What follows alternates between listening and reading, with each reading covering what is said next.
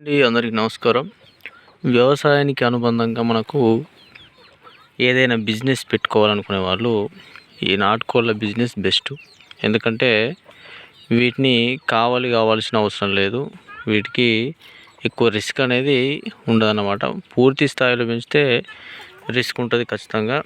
కానీ వ్యవసాయ క్షేత్రంలో మనము ఆడుతూ పాడుతూ కొంతవరకు అయితే వీటి ద్వారా మనం ఆదాయాన్ని పొందొచ్చు. సో 1 కిలోమీటరు 2 కిలోమీటర్లు ఇట్లా వ్యవసాయ క్షేత్రము ఎవరికైతే ఉంటుందో వాళ్ళకి ఇది బెస్ట్.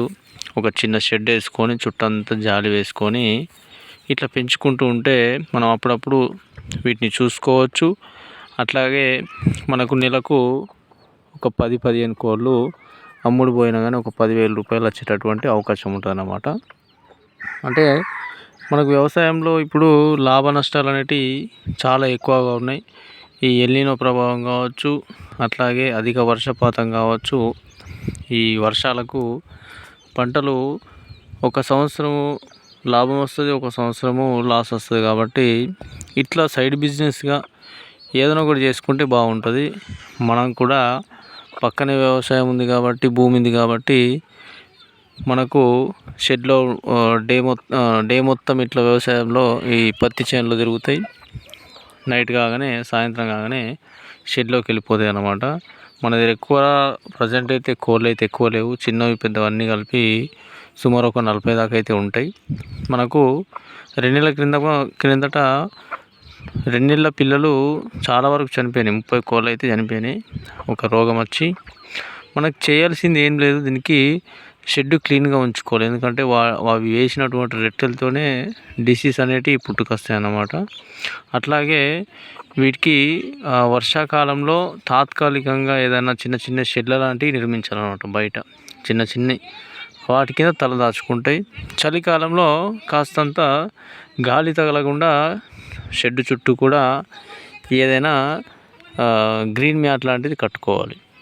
ఎండాకాలం ఎట్లాగో మనకు ఇంటి దగ్గర చెట్లు ఉంటాయి, వ్యవసాయ క్షేత్రంలో చెట్లు ఉంటాయి కాబట్టి వాటి కింద ఉంటాయి అన్నమాట. అది సో మనము ఇందులో పెంచిన వాటిలో సగానికి సగం పోయినా కానీ మనకేం ఇబ్బంది ఉండదు. ఎందుకంటే పెట్టుబడి పెట్టాల్సింది తక్కువ. మనము ఒక 10-15-20 కోళ్ళతో స్టార్ట్ చేస్తున్నాం. ఎందుకంటే పూర్తి స్థాయిలో దీన్ని స్టార్ట్ చేస్తలేమన్నమాట. వ్యవసాయం ఉన్నవాళ్ళు పూర్తిగా 100, 200, 300 కోళ్ళు తెచ్చి పెంచితే అది ఎక్కువ మొత్తంలో పెట్టుబడి అవుతుంది. నష్టం వస్తే ఎక్కువగా లాస్ అయిపోతాం. మనము ఈ వ్యవసాయ భూమిలో పెంచేది ఒక 15-20 ఆలోపు తీసుకుంటేనే బాగుంటుంది. ఎందుకంటే ఆ కోళ్ళు అనేటి సంఖ్య ఆటోమేటిక్గా అదే పెరుగుతూ ఉంటుంది అన్నమాట. వాటికి పెద్దగా ధాన్యం వేయనక్కర్లేదు. ఈ మన వ్యవసాయ భూమిలో ఉండేటటువంటి పురుగులు చిన్నవి విత్తనాలు పడి ఉన్నాయి అవి కానీ ఇలాంటివి తింటూ బతికేస్తాయి అన్నమాట. ఇక్కడ ఉన్నటువంటి కోళ్ళన్నీ కూడా మనవి ప్రజెంటు ఇంకా చాలా అక్కడక్కడ ఉన్నాయి. సో వీటి ద్వారా లాభం ఏముంటుంది, నష్టమైతే ఏముండదు. చిన్న గడ్డి పరకలు లాంటివి తింటూ ఉంటాయి. వ్యవసాయ భూమికి ఏం లాస్ ఉండదు. పత్తి కానీ కందులు కానీ వీటిని ముట్టవు అసలు ఇవి. సో ఎవరైనా పెంచుకోవాలని అనుకునే వాళ్ళు వెంటనే స్టార్ట్ చేయండి. ఎందుకంటే ఈ కాలంలో ఒకటే దానిపైన ఆధారపడడం అనేది నా ఉద్దేశంలో కరెక్ట్ కాదనిపిస్తుంది. ఎందుకంటే ఇది వ్యవసాయం చూసుకుంటూనే ఇటు నాటుకోళ్ళు పెంచుకోవడం, దీంతో పాటుగా మనము డైరీ కూడా పెట్టుకోవచ్చు డబ్బులున్న వాళ్ళు. దానికి ఒక షెడ్ వేసుకొని చుట్టుపక్కల ఎట్లాగో గడ్డి మొలుస్తుంది కాబట్టి ఆ గడ్డిని కూడా వాటికి వేసుకోవచ్చు అన్నమాట.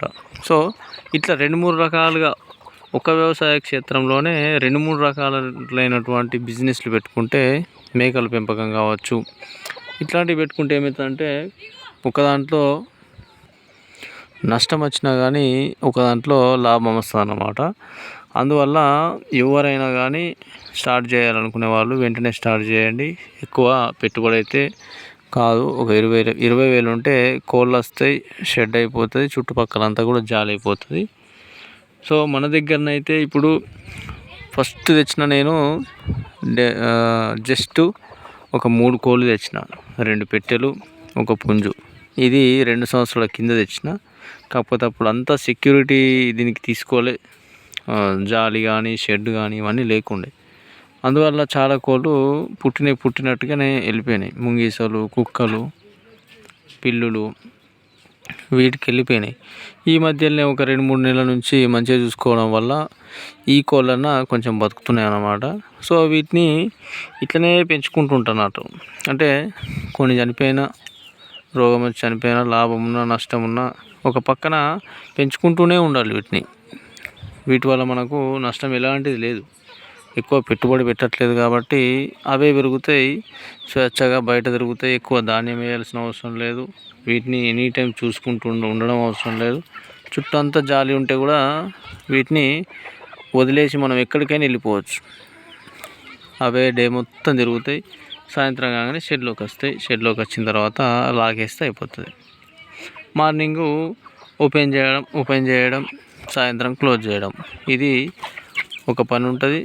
షెడ్లో కొంచెం క్లీన్గా ఉంచుకోవడం, 2-3 రోజులకు ఒకసారి షెడ్ క్లీన్ చేసుకోవడం, బ్లీచింగ్ పౌడర్ చల్లుకోవడం, ఇట్లాంటివి చేసుకుంటే సరిపోతుంది. సో ఫ్రెండ్స్, ఎందుకంటే ఈ బిజినెస్ ఎందుకు ఎంచుకున్నామంటే ఇప్పుడు పల్లెటూళ్ళలో నాటుకోళ్ళు చాలా తక్కువైపోయినాయి. అంటే ఎక్కడెక్కడికో వెళ్ళి తెచ్చుకోవాల్సిన పరిస్థితి ఏర్పడుతుంది. అందువల్ల మనము ఒకే చోట పెంచుకుంటే మన దగ్గరికి కస్టమర్స్ వస్తారన్నమాట.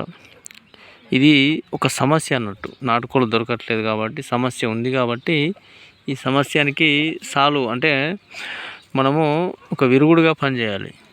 అంటే ఎవరికి సమస్య ఉందో, ఎవరికి నాటుకోళ్ళు దొరకట్లేదో వాళ్ళు మన దగ్గరికి వచ్చి తీసుకునే విధంగా, అంటే మన దగ్గర దొరుకుతాయనేటటువంటి ఒక గ్యారెంటీతో వచ్చి తీసుకోవాలన్నమాట.